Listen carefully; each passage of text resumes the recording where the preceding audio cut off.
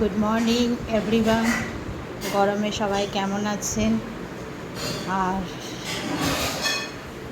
আজকে রান্নাবান্নার menu blog নিয়ে আপনাদের কাছে চলে এলাম।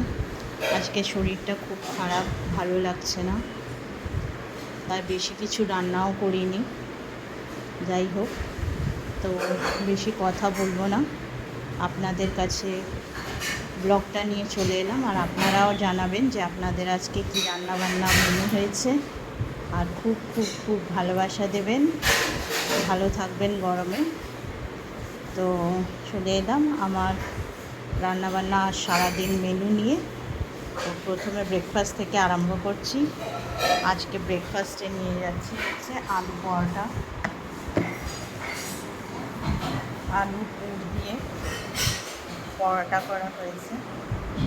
এই হচ্ছে আমার আজকে ব্রেকফাস্ট, আলু পরোটা। আর লাঞ্চে নিয়ে যাচ্ছি হচ্ছে রাইস আছে, আর এখানে ডিম, পেঁয়াজ, ক্যাপসিকাম, আলু দিয়ে একটু ভাজা করেছি।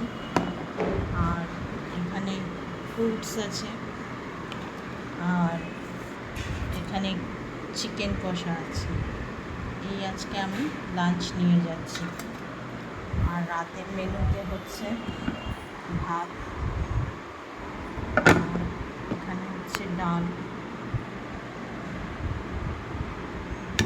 আর